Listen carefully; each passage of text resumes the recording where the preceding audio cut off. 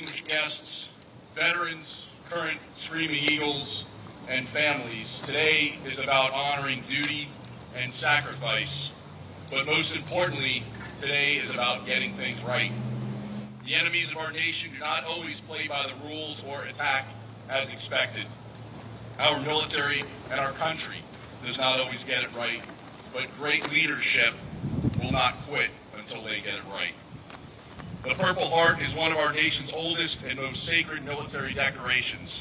It is not awarded for achievement. It's not awarded for rank. It's awarded for sacrifice, for those who shed blood or suffer wounds at the hands of the enemy, just like these great Americans. When I put this Screaming Eagle patch on my shoulder every morning, I'm in awe of the burden that I have as a soldier to carry on this division's history, made by the soldiers like those our Secretary of War, another proud Screaming Eagle, will rightfully recognize today. Ladies and gentlemen, the Honorable Pete Hegseth.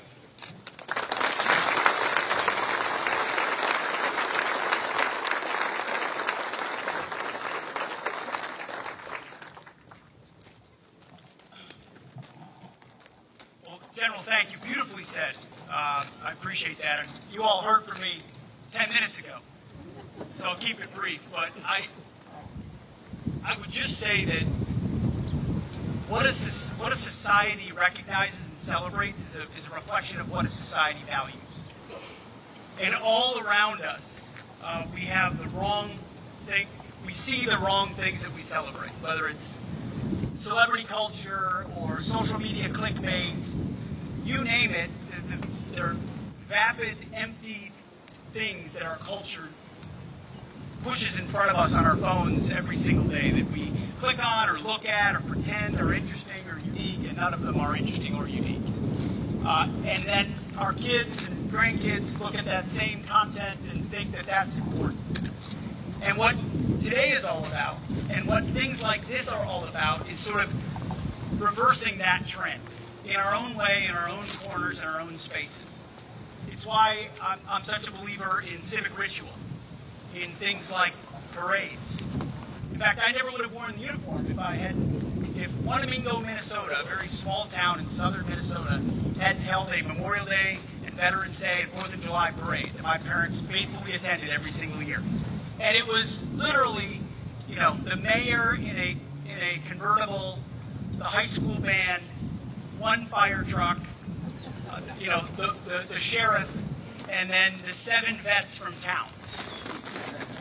But the whole town stood up and gave a standing ovation and saluted those men in uniform. Back then you had maybe a few World War II vets, you had Korean vets, Vietnam vets, Cold War vets, Gulf War vets who still fit in their uniform.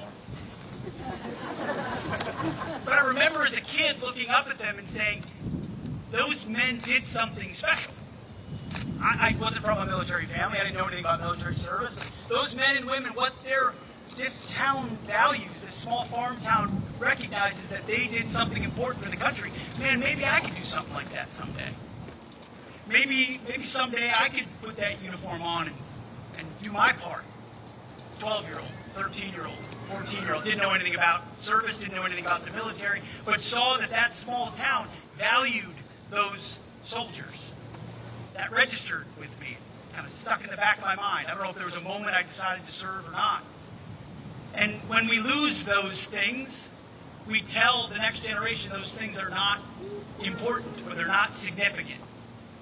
And so this gesture today, which is more than just a gesture, it's a follow-through, as the General mentioned, is meant to showcase inside our formations, to these families, to these soldiers, to the media, to the nation, that these things are important. We value them. We value them so much that the Secretary wants to fly down here to personally pin these on. Long overdue. Actions taken, merit shown, in some cases years and decades ago, that should have been recognized and celebrated. In some cases, medals received in the mail. Mail clerk hands you an envelope. Here you go. Purple Heart. To me, that's not how we should be doing business. We should be holding ceremonies and holding them up and reading citations and talking about the heroism and the service and the sacrifice of those individuals so that the other troops see how important that is, and so that the nation sees how important it is, and so that my kids, my 7 little kiddos, your grandkids, look up and say, wow, maybe I could be like him.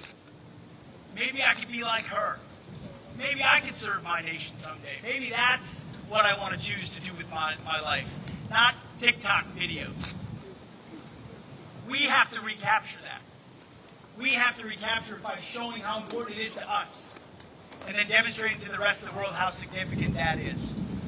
So yes, these Purple Hearts are about merit and about a moment when these incredible Americans showed something that we can't even fathom. But it's also about lifting them up so that we lift them up to the rest of the country as a demonstration of what matters, of a demonstration of service, and a life well lived, and a moment in time where you showed something extraordinary, all the way back to something George Washington wanted to recognize, and rightfully and fittingly so. And I also want to recognize one of my own, who I mentioned briefly, but we wouldn't be standing here without him, Eric Garrissey, who's sitting in the front, is going to help pin these medals on. He was my first sergeant when I showed up as a brand new lieutenant to the Rakasans. Showed me the ropes the old-fashioned way. But everything he taught me was something I needed to learn. And when I came into this job, I knew what I needed was that mentality of a first sergeant, later a sergeant major, who had spent almost all of his time on the line, all of his time with the troops, with a heart for the troops. So he's been empowered in my office from day one to do right by the troops, to find the places where things need to change, where leadership isn't getting it right, or where soldiers were not properly recognized, whether it was 5 months ago, 5 years ago, or 5 decades ago.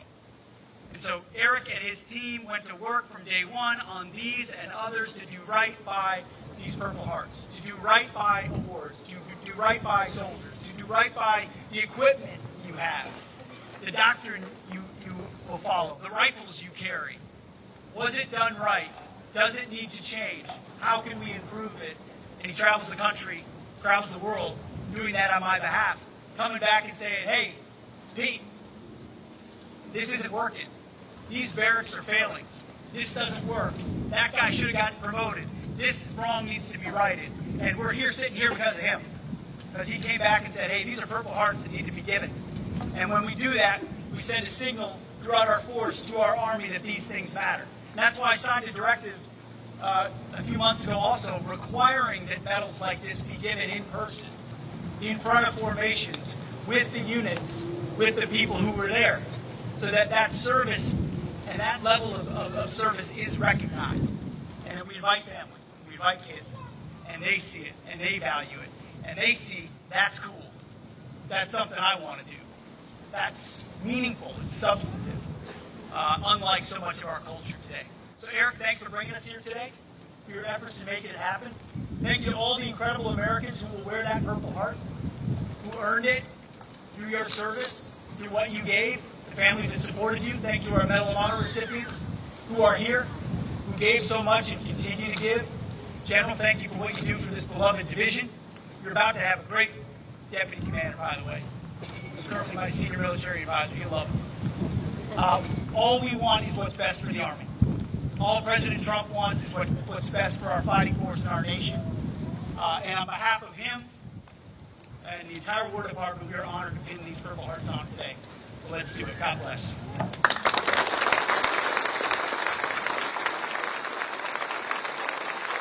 At this time, we ask the individuals that are being presented the Purple Heart to please come forward.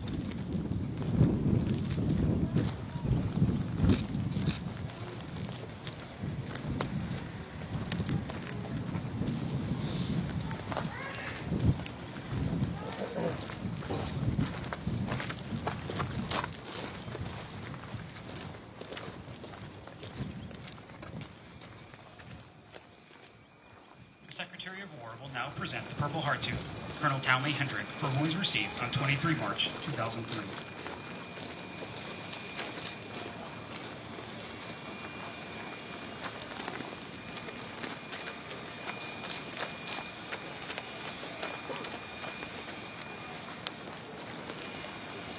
Colonel Andres Martone for wounds received on 23 March 2003.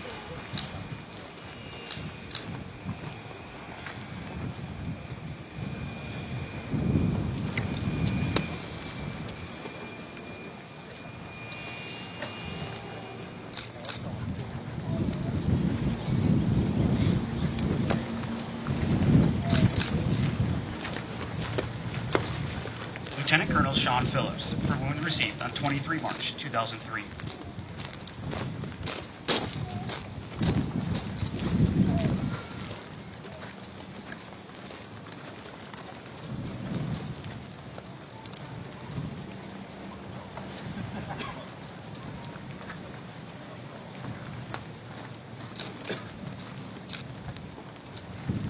Lieutenant Colonel Kenneth Romaine for wounds received on 23 March 2003.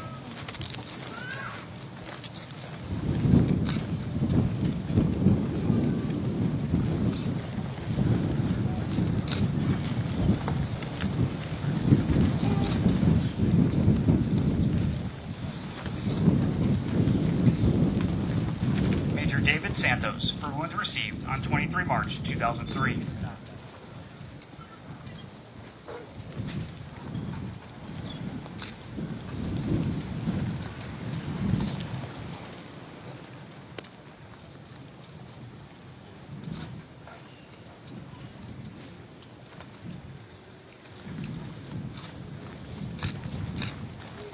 Captain Gian Amersolo for wounds received on 23 March 2003.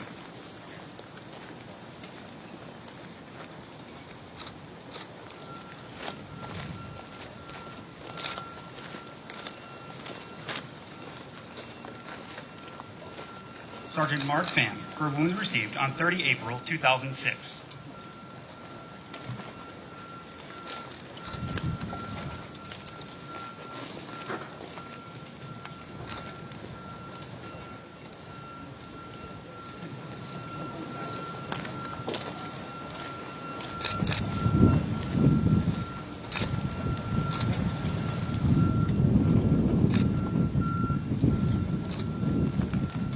Corporal Marcus Sandoval for wounds received on 7 April 2006.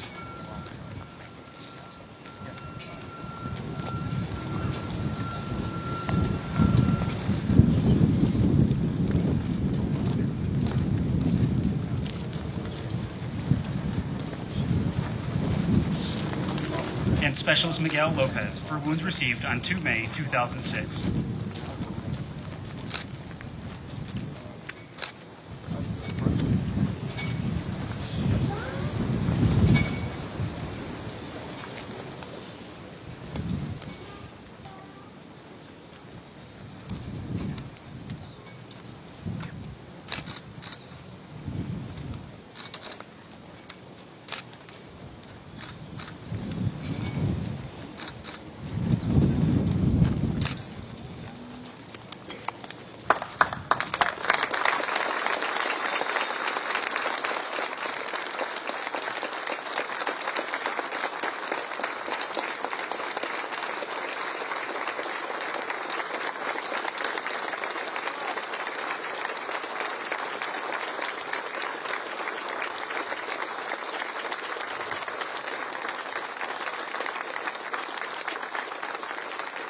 Ladies and gentlemen, please allow a moment for the Secretary of War to take a photograph with all of the Purple Heart recipients.